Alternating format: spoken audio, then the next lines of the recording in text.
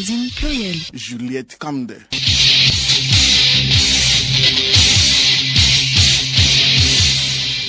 Bonjour, bienvenue dans cette édition. Les titres, le chef de l'État soucieux de l'autonomisation de la femme. Le produit Nkodede, lancé il y a 3 ans, soutient l'entrepreneuriat des jeunes et des femmes. À Goudézan, à Koumabala dans le Cloté, Montlouzan à Michintové dans le Zion, à Dinou-Kouzan à Vaughan dans le Vaud sont les fêtes traditionnelles célébrées ce samedi. Bousculade à l'entrée d'un stade à Madagascar. Un bilan fait état d'au moins 12 morts. Les invités de ce samedi, d'abord Madame Kouigan Yawa, élue vice-présidente CCT, Conseil des collectivités territoriales de Lyomoa. Ensuite, le coordonnateur du projet d'actualisation du plan de mise en œuvre de la Convention de Stockholm sur les polluants organiques persistants. Vous suivrez également les échos du palais, les sports et la revue de presse.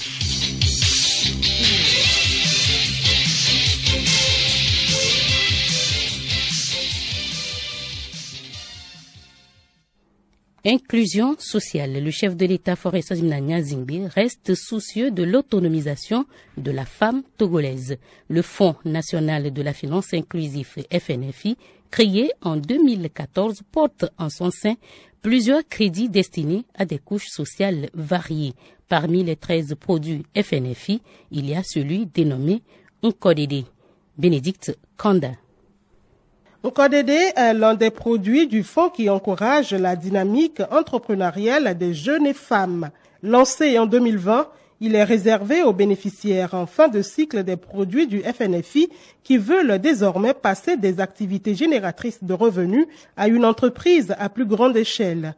Nkodede permet aux Togolais de passer de la microfinance à la banque pour leurs besoins de financement devenus plus conséquents. Sont prises en compte les personnes qui opèrent dans l'entrepreneuriat, le commerce, les prestations de services.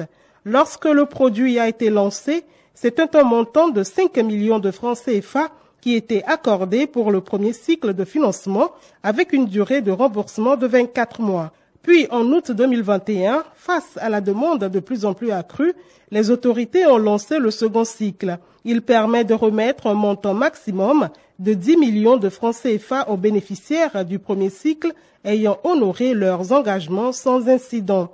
Le taux d'intérêt à ce niveau a été fixé à 7% remboursable sur 36 mois. Pour ce cycle, une enveloppe de financement de 2 milliards de francs CFA a été mise en place. Un bilan effectué par le ministère chargé de l'inclusion financière et de l'organisation du secteur informel montre que depuis sa création jusqu'à fin juillet 2023, Nkodede a permis d'allouer près d'1 milliard de francs CFA. Tous les produits du FNFI cumulés ont facilité l'octroi d'une somme de 105,59 milliards de francs CFA de crédit aux Togolais exclus des services financiers classiques. Ce sont exactement 1,8 million de personnes issues des couches socio-économiques du pays. Nous parlons fête traditionnelle à présent. Les natifs du canton de Michintové célèbrent ce samedi Montlouzan ou fête du riz, une occasion des filles et fils de cette localité de valoriser la culture du riz et surtout de réfléchir au développement de leur milieu. Les populations du canton de Koumabala, c'est dans la préfecture de Kloto, sont aussi en fête ce week-end. À Goudézan, 11e édition, une fête de retrouvailles. À Dinou-Kouzan, ou fête de la moisson, nous sommes à présent dans la préfecture de Vaud. La 37e édition est célébrée ce samedi à Vaughan.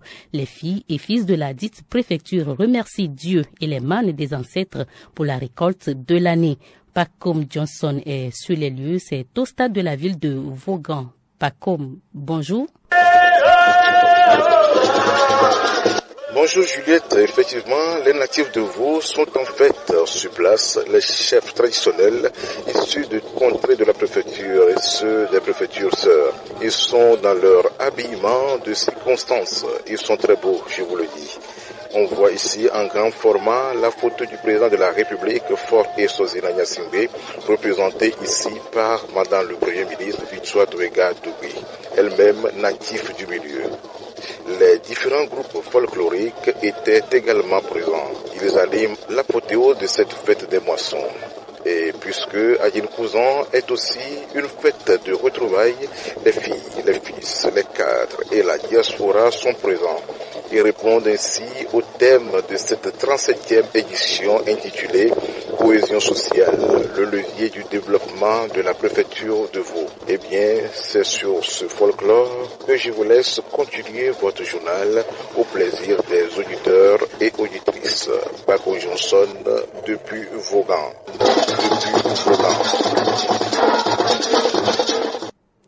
Le gouvernement appuie les jeunes qui s'illustrent bien dans leur activité entrepreneuriale. À l'occasion de la Journée internationale de la jeunesse, observée mercredi dernier en différé à Lomé, du matériel de travail et des chèques ont été remis aux ouvriers et associations de jeunes exhortés à développer des compétences vertes. C'est pour leur permettre de se mettre au travail et d'être autonomes. Raoul Tetonyake. Au total, 75 jeunes, dont 55 filles, ont bénéficié des chèques portant une somme de 500 000 francs CFA, des machines à coudre, des séchoirs, du matériel de soudure à l'arc, de la maçonnerie, de la menuiserie aluminium, de la mécanique automobile et du matériel informatique ont été offerts à ces jeunes. Cette masse juvénile vient du Centre rural d'activités socio-éducatives de Kpele-Govier, à Védi, à Lomé, de la Maison des jeunes d'Adéti-Kopé, entre autres. Joyeuse, d'outils par la mangue, une des bénéficiaires du chèque s'exprime. Nous allons sensibiliser les jeunes, nous allons les amener à s'approcher plus de leurs autorités, à prendre part aux activités communautaires, à s'exprimer surtout, développer leur talent, montrer ce qu'ils savent faire et amener les autorités à les appuyer dans tout ce qu'ils voudront faire. Le directeur de l'ONG Compassion Internationale à Hono, Olivier, revient sur le thème lié à la compétence des jeunes. Il invite les jeunes à se faire former dans le domaine environnemental. Le message phare, c'est que nous avons plein d'opportunités dans le domaine de l'environnement, les changements climatiques, l'agroécologie, et nous invitons les jeunes passionnés de ces domaines-là à pouvoir se former. Parce que l'importance maintenant, c'est avoir les capacités, les compétences nécessaires pour pouvoir agir. Donc la jeunesse est une opportunité pour nous pour pouvoir agir et mobiliser différents acteurs en vue de répondre pour l'avenir durable de notre nation. C'est pour cela que nous invitons les jeunes à développer les compétences vertes en vue de pouvoir servir dans les différentes sphères. Les compétences vertes pour la jeunesse, former les jeunes et les doter de compétences nécessaires pour bâtir un avenir durable a été le thème de cette célébration. Raoul, les candidats admis au concours d'entrée dans les classes de 6e et seconde au collège militaire Yadema de Chichao, session de 2023, doivent se présenter lundi prochain à l'état-major général des forces armées togolaises. C'est à Agoué, à Lomé. C'est pour des formalités administratives. Cependant, les candidats admis en classe de 6e doivent être accompagnés d'un parent ou de leur tuteur. Élection au Gabon, Albert Ando Ossa, le candidat de l'opposition, défie le président Ali Bongo. Ce samedi se tiennent donc les élections générales au Gabon. Pour la première fois dans l'histoire, les Gabonais votent en même temps pour la présidentielle, les législatives et les élections locales. Le président sortant Ali Bongo brigue un troisième mandat. Face à lui, 13 candidats dont Albert Ando Ossa, derrière qui se sont rangés les principaux partis de l'opposition. Environ 850 000 électeurs sont appelés aux urnes. Bousculade devant un stade hier à Madagascar. Un bilan annonce au moins 12 morts. Bousculade qui s'est produite à l'une des entrées du stade Baréa à Antananarivo, la capitale, où une foule de quelques 50 000 spectateurs étaient venus assister à la cérémonie d'ouverture des 11e Jeux des îles de l'océan Indien. Le bilan pourrait grimper selon les équipes de la Croix-Rouge. Les Jeux des îles de l'océan Indien sont une compétition multidisciplinaire qui se tient cette année à Madagascar jusqu'au 3 septembre. Ces Jeux sont organisés tous les 4 ans dans différentes îles du sud-ouest de l'océan Indien depuis une quarantaine d'années déjà. La précédente édition a eu lieu à Maurice. Rubrique invitée, la présidente de la fêtière des communes du Togo et maire de la commune Ogu 1, Yawa Kuigan, est élue vice-présidente du bureau du Conseil des collectivités territoriales, CCT, de Liomoa. C'était lundi dernier lors de l'Assemblée générale de l'institution tenue à Abidjan, en Côte d'Ivoire. La nouvelle vice-présidente du bureau du Conseil des collectivités territoriales de Liomoa est notre première invitée. Un entretien téléphonique avec David Tchakbera. Madame Yawa Kuigan, vous êtes la présidente de la fêtière des communes du Togo et donc maire de la commune Ogu 1. Vous êtes élue vice-présidente du bureau du Conseil des collectivités territoriales de l'Union économique et monétaire ouest-africaine, CCT-UEMOA, à l'issue de l'Assemblée générale tenue ce 21 août à Abidjan, en Côte d'Ivoire. C'était lundi dernier. Vous avez candidaté au nom du Togo et vous avez ramené le poste de vice-présidente. Dites-nous, comment le Togo est-il parvenu à obtenir ce poste de premier vice-président de CCT-UEMOA? Le Conseil des collectivités territoriales de l'UEMOA, en abrégé CCT-UEMOA, a tenu son assemblée générale ce 21 août, essentiellement consacré donc à l'examen du bilan de l'institution au cours de ces dernières années et au renouvellement de ses instances, à savoir le bureau exécutif et les commissions. La fêtière des communes du Togo, qui est donc membre du CCT-UEMOA, a pris part à ces travaux avec la présence à Abidjan des 6 représentants désignés par nos soins à cet effet. Et pour l'élection du bureau exécutif du CCT-UEMOA, nous avons déposé la candidature du Togo à travers notre modeste personne en tant que présidente de la fêtière des communes, en nous fondant essentiellement sur la qualité du processus de décentralisation dans notre pays, en nous fondant aussi sur la pertinence du modèle de décentralisation qui est mis en œuvre et sur la richesse de la politique de développement des territoires telle que nous l'expérimentons ici. Alors, au sein de cette Assemblée générale, si c'est mérité, combien de voix vous ont élu concrètement? À l'issue donc de l'élection qui s'est déroulée conformément au texte qui régissent le CCT-UEMOA pour les 3 postes du bureau exécutif, à savoir le poste de président, puis le poste de premier vice-président auquel nous étions candidats et le poste de deuxième vice-président, je suis heureuse et honorée de relever que sur les 42 voix qui se sont exprimées au cours de ce vote, 37 d'entre elles se sont portées sur notre candidature, celle du Togo, ce qui est un indicateur extrêmement éloquent de l'importance des contributions que nous pouvons apporter en tant qu'acteurs locaux togolais au sein de l'espace communautaire de l'UEMOA. Alors, est-ce que votre candidature méritait réellement cette place pas des moindres au sein du bureau du CCT-UEMOA?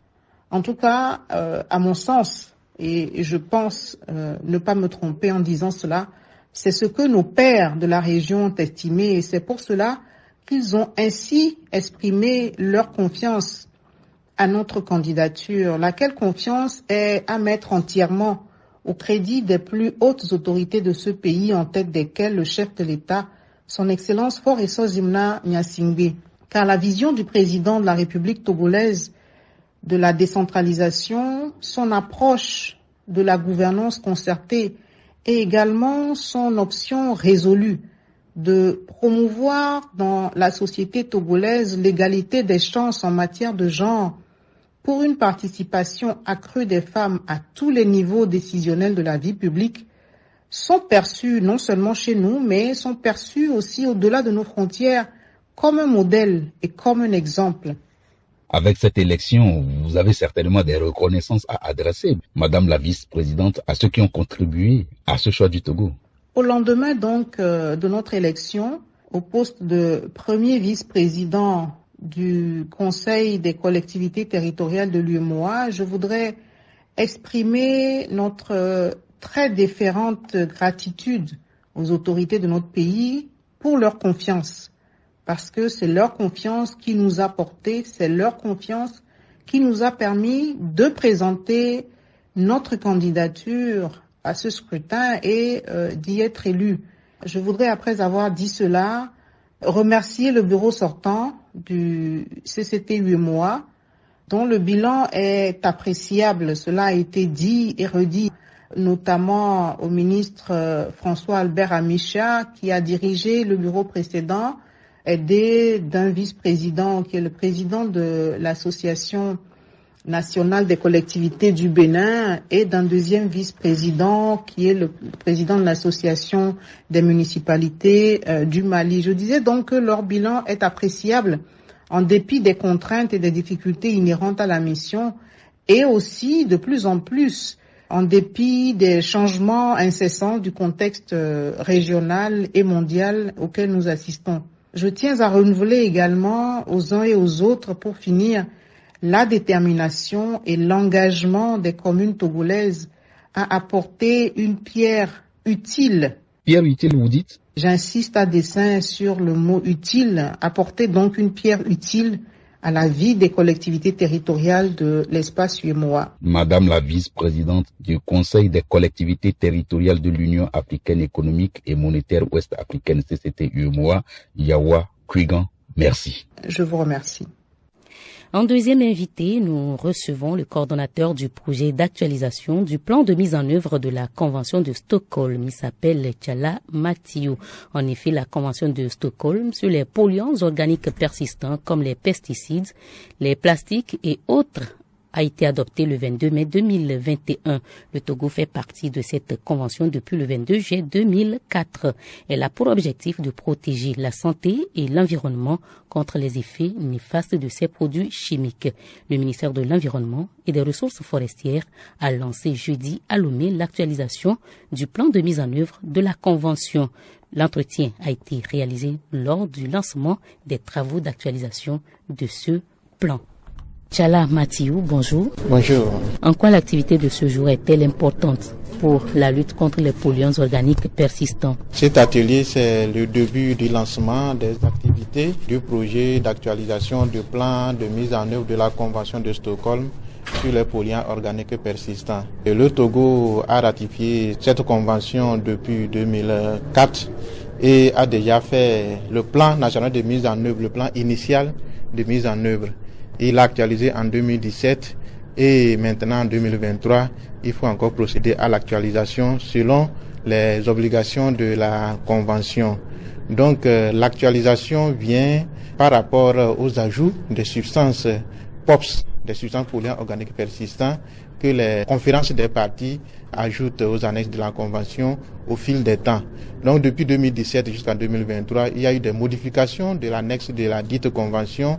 Donc il est opportun que le Togo, au niveau national, puisse regarder, fouiller, voir est-ce que les substances, les nouvelles substances ajoutées sont présentes sur le territoire national. Les experts sont recrutés à cet effet pour faire les inventaires, que ce soit les inventaires des pesticides périmés et obsolètes POPs, les inventaires des polychlorobiphéniles, les PCB, ou bien les rejets involontaires que nous appelons les retardataires de flamme. Donc tous les experts vont sillonner le pays pour voir l'additionnalité, ce que le Togo a encore de nouveau pour prendre en compte en vue d'envisager l'élimination de ces substances.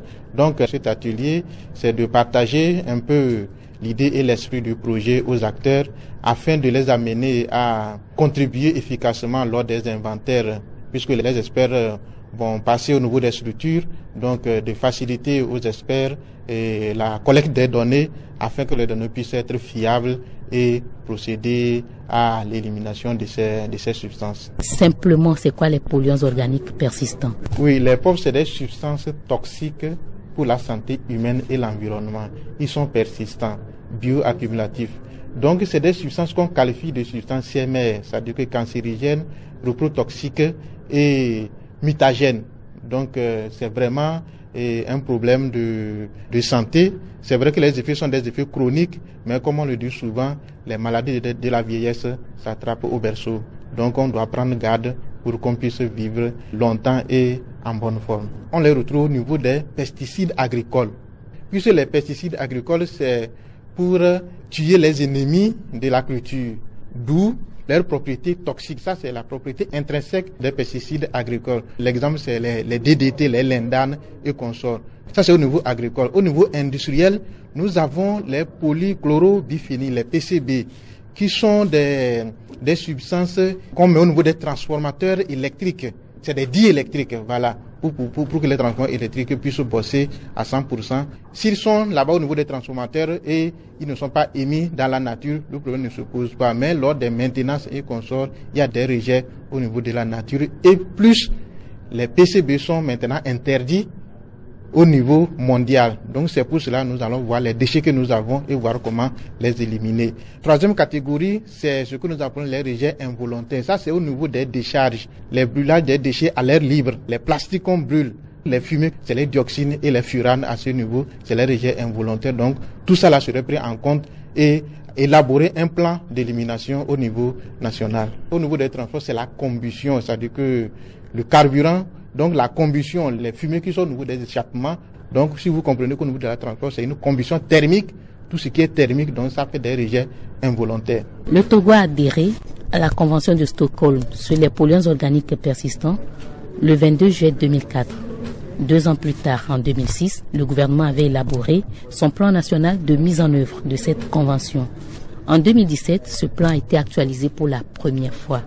Depuis, qu'est-ce qui a été fait concrètement sur le terrain? Oui, à ce niveau, le Togo a fait des échantillonnages pour voir tout ce qu'on dit là. Est-ce que c'est de la théorie ou bien la population, il y a contamination au niveau du Togo. Donc il y a des prélèvements, que ce soit au niveau humain, le lait maternel, au niveau des sols, au niveau de l'eau, au niveau de l'air.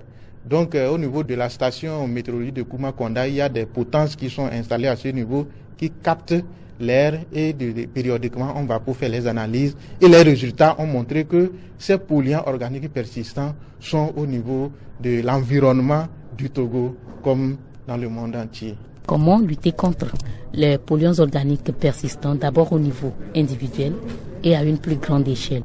Au niveau individuel, c'est un changement de comportement face à ces substances-là. Si nous prenons par exemple au niveau des déchets, c'est-à-dire que le brûlage des déchets à l'air libre, il faut les éviter. Parce que quand on fait le brûlage des déchets à l'air libre, même devant toi qui brûle en même temps, là, tu inhales ces rejets-là. C'est ce qui amène que après des années, on a des cancers, on a la tension. Maintenant, au niveau étatique, c'est pour cela, c'est-à-dire c'est le bien fondé de ces genres de projets pour pouvoir faire des inventaires et voir dans quelle mesure on peut les éliminer. Parce que ces genres de substances, ce n'est pas facile à éliminer. En Afrique, il n'y a pas de structure comme ça pour pouvoir les éliminer. Donc, il faut qu'on puisse les stocker à quelque part de façon sécurisée, sensibiliser la population et maintenant chercher des ressources pour convoyer et pour l'élimination. Les insecticides utilisés à domicile pour lutter contre les insectes, notamment les moustiques, contiennent-ils des polluants organiques persistants? Les insecticides ne contiennent pas des polluants organiques persistants. Bien que ça contient des substances toxiques, ce n'est pas pour l'homme, mais ce n'est pas des polluants organiques persistants. C'est tout comme au niveau de l'agriculture. Les pesticides de l'agriculture, ce n'est pas tous les pesticides qui contiennent des polluants organiques persistants. Bien que les pesticides sont des substances dangereuses, ça tue, mais dans ça, on peut maintenant retrouver les polluants organiques persistants qu'on va éliminer, qu'on met de côté. Nous disons donc merci à Tchala Mathieu. Il est coordonnateur du projet d'actualisation du plan de mise en œuvre de la Convention de Stockholm sur les polluants organiques persistants. Aimé Aoulmer Karenkou Nayo a été conduit ce samedi à sa dernière demeure. Il a été magistrat, membre de la Cour suprême. Des hommages lui ont été rendus hier au siège de l'institution. Alomé retourne sur son parcours avec Clarisse Tombité. Né le 31 décembre 1965 à Anima dans la préfecture de l'Akiran, Aimé Aoulmer Karenkou Nayo est le 3e enfant chez sa mère qui en comptait 5. À l'âge de 3 ans, il devient orphelin de père. Cela ne l'a pas empêché de réussir ses études primaires qu'il a survolées en 4 années couronnées par son CPE, certificat d'études primaires élémentaires qu'il obtient en 1973. Il poursuit son cursus scolaire secondaire au CEG Bassarville et au lycée de Sokodé où il a eu en 1987 le baccalauréat deuxième partie, série littéraire. Il entre à l'université du Bénin, actuelle université de Lomé, et s'inscrit à l'école supérieure des carrières administratives et judiciaires, actuelle faculté de droit. De là, il sort nanti du diplôme de maîtrise en droit, option carrière administrative. Après ce diplôme, il entre sur concours en 1993 à l'École nationale d'administration ENA, section magistrature. Après 2 ans, il obtient le diplôme de l'ENA, option magistrature. Recruté alors magistrat stagiaire en 1996, il a servi tour à tour en qualité de juge suppléant au tribunal de première instance de deuxième classe de Notiens de 2001 à 2003. De Notiens, il est nommé président du tribunal de première instance de deuxième classe de Kara de 2003 à 2006. De 2006 à 2012, président du tribunal de première instance de deuxième classe d'Atapamé et président du tribunal de première instance de première classe de Lomé de 2012 à 2016. Après, il devient conseiller à la Cour d'appel de Lomé de 2016 à 2022. Et depuis cette date, conseiller à la Chambre administrative de la Cour suprême, fonction qu'il exerçait encore lorsque la mort est venue l'arracher à l'affection de ses collègues. Il laisse derrière lui 5 enfants, tous des étudiants. Qu'il repose en paix. 2 individus sont inculpés de viol et de complicité de viol, arrêtés et amenés devant la cour d'assises de Lomé. Ils sont condamnés à 5 ans de réclusion criminelle. Les Échos du Palais, c'est avec Hélène Assabi. Nous sommes au 13 février 2021. Vers 19h, la jeune Lynn est sur le chemin de retour d'une maison funéraire en compagnie de 3 de ses amis. Elles aperçoivent les nommés Kanjeb et Damigou qui les appellent. Lynn se dirige vers eux lorsque, contre toute attente, les 2 garçons la saisissent de force et la traînent dans un bas-fond. Prise de peur, ses 3 amis se sauvent et l'abandonnent seule en proie aux 2 prédateurs sexuels. L'un la maîtrise et l'immobilise au sol en lui tenant les bras, tandis que l'autre s'acharne à la déshabiller et lui imposer les rapports sexuels. Alertés par les cris de détresse de la victime, les nommés Kontonja et 2 autres individus volent à son secours. Lorsque les 2 agresseurs remarquent leur progression vers eux, ils lâchent prise pour prendre la fuite. Vite rattrapé par les sauveteurs, Damigou dénonce Kanjeb, qui est à son tour interpellé pour les faits de viol collectif. Déclarés coupables par la cour d'assises de Kara, les 2 accusés sont condamnés à 5 ans de réclusion criminelle et à 3 millions de francs CFA d'amende chacun. On se retrouve samedi prochain pour une autre affaire. À samedi prochain, Hélène Assabi. Tout de suite, Théophile Dandako nous a rejoint en studio et c'est pour la page des sports. Bonjour Théophile. Bonjour Juliette. Évidemment, on joue cet après-midi pour le compte de la Coupe CAF et pour cela, le représentant du Togo, il s'appelle Aïseka, il joue et il monnaie son talent en terre ivoirienne. L'Aïseka sera face à Afad et Juliette, vous le savez, au match aller à Lomé, il y a juste une semaine, c'était 0 but partout entre les 2 formations. L'autre représentant du Togo s'appelle Asko de Kara. Ce club joue en déplacement et c'est au Maroc. Au match aller, les Marocains s'étaient imposés sur la marque de 1-0 et c'était au stade de Kégué à Lomé. Alors cet après-midi, en tout cas demain, c'est Asko qui joue donc demain contre Asfar, Association sportive des forces armées royales. Et donc, Asko a un défi de taille à relever.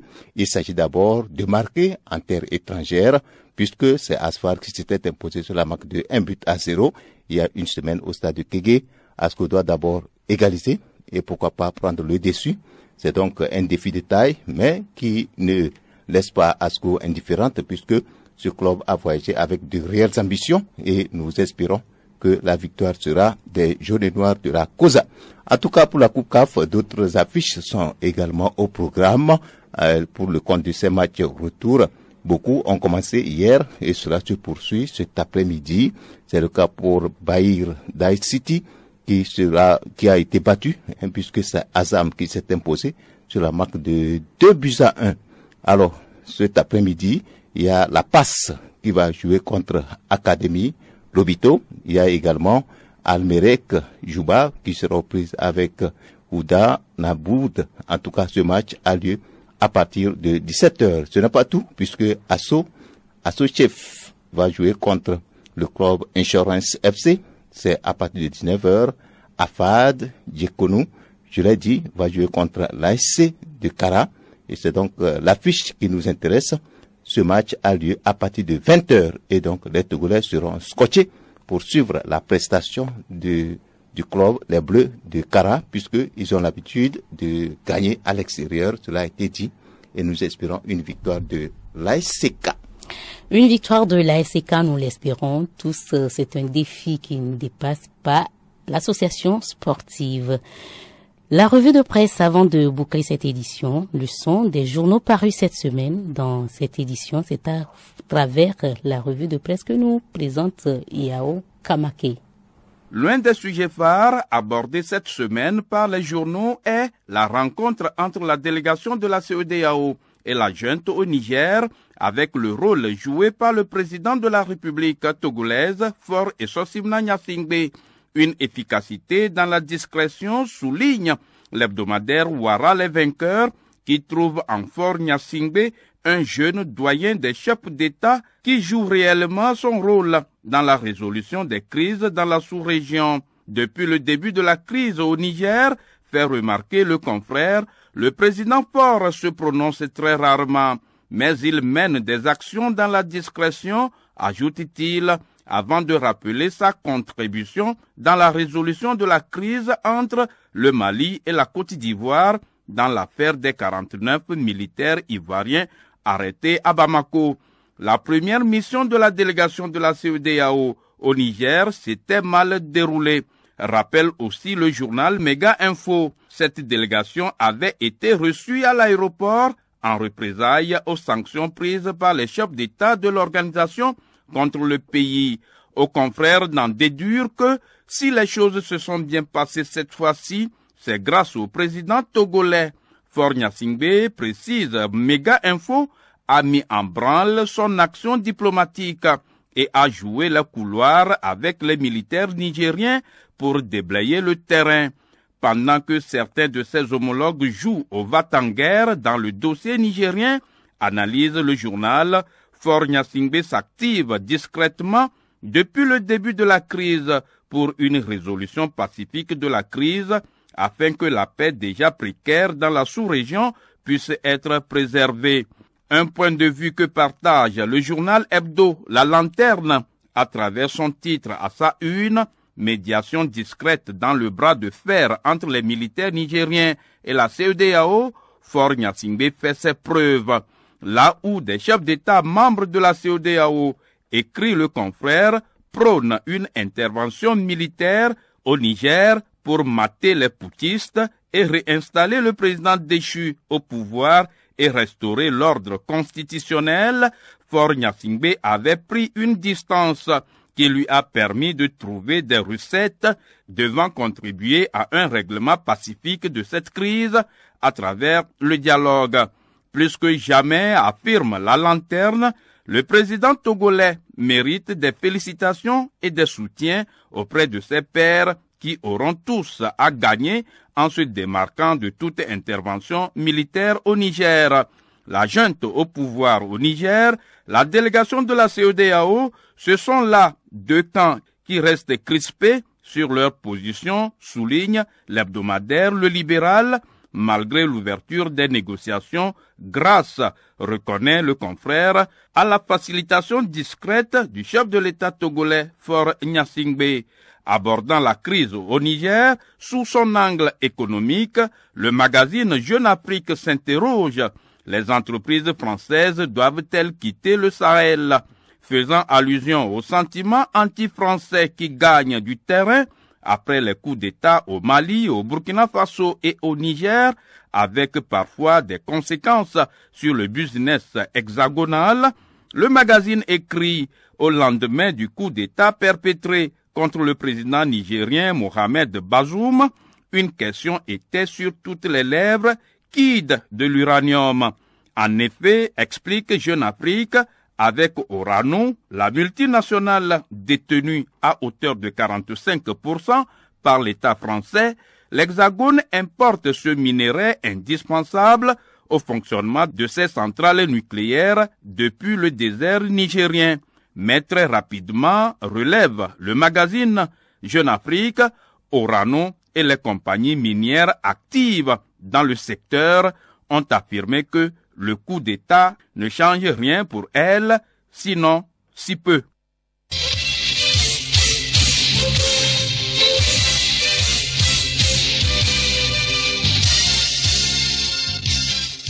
Pluriel, le magazine hebdomadaire de Radio Lomé.